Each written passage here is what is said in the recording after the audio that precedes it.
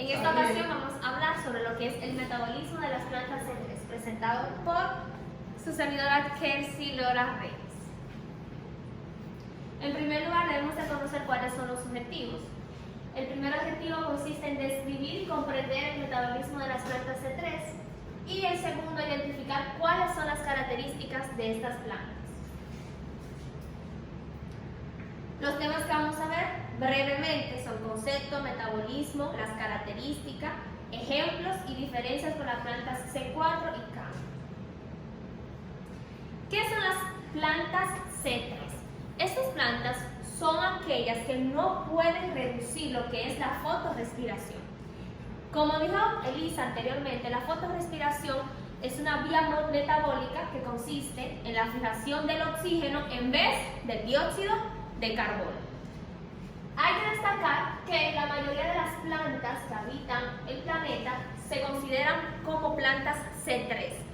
Entre estas se destacan el trigo y el arroz.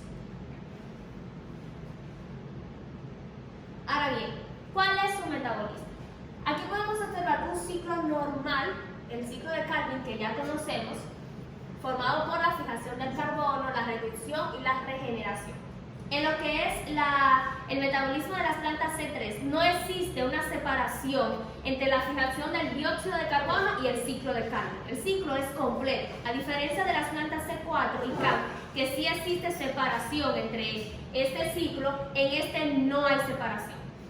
Pues bien, ¿cuál es el punto clave de lo que es el metabolismo de las plantas C3? Como sabemos, a través de los estomas entra el dióxido de carbono y sale el agua. Pero la enzima rubisco no solamente fija el dióxido de carbono, sino que también puede fijar lo que es el oxígeno. Sin embargo, en las células del mesófilo, que es donde principalmente ocurre lo que es la parte del metabolismo de las plantas C3, tienen una alta concentración de dióxido de carbono, por lo cual sus estomas están abiertos y sale agua. Aquí está el punto principal. Estas plantas no pueden lo que es rechazar el agua.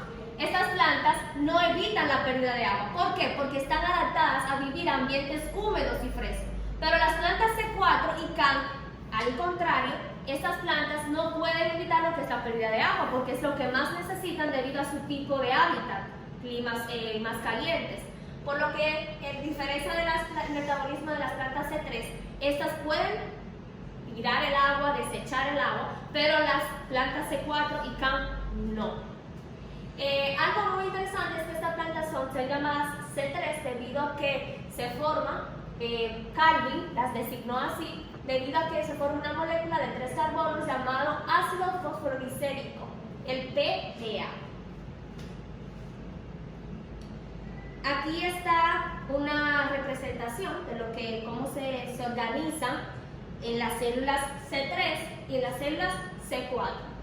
En las células C3 se puede visualizar que en el mesófilo, que es en el tejido donde ocurre la fotosíntesis, se organizan el parenquima empalizado y el parenquima esponjoso de forma como recta. Y aquí se forman de forma como cíclica, como en forma de un anillo. Aquí se puede observar la bomba de dióxido de carbono que es utilizada en el ciclo de Calvin. ¿Cuáles son las principales características de estas plantas?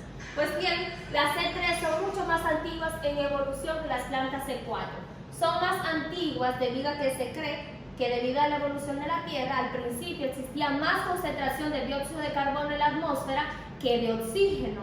Así que estas plantas utilizan más lo que es el dióxido de carbono. Viven en climas templados, es su principal hábitat, climas frescos, por lo que dijimos anteriormente, ya que estas pueden rechazar el agua. ¿Cuál es una principal diferencia entre las plantas C4 y K? Que ellas no pueden rechazar el agua. Ellas utilizan otras vías metabólicas porque se supone que eso es lo que más necesitan, entonces no la pueden rechazar. No pueden crecer en áreas calientes. Tienen una temperatura óptima de crecimiento de 25 a 35 grados Celsius, una mayor digestibilidad y son más energéticas.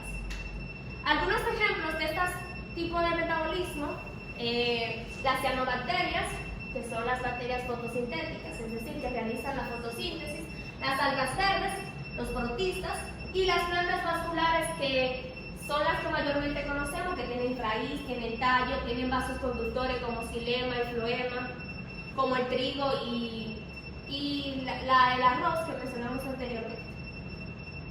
Ahora, ¿cuáles son las diferencias con la planta C4 y CAN que tienen las plantas C3? Como dije al principio, no existe una separación de la fijación inicial del CO2 y el ciclo del cambio. Los estomas sí se pueden mantener abiertos y están mejor adaptados a lo que son los ambientes frescos y húmedos.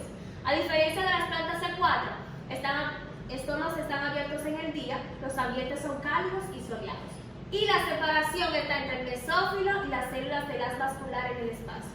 Y las CAN entre el día y la noche, los estomas permanecen abiertos de noche y están adaptados a ambientes muy cálidos y secos.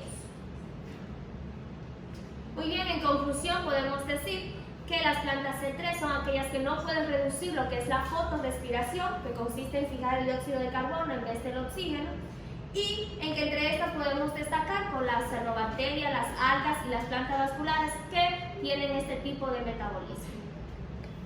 Gracias.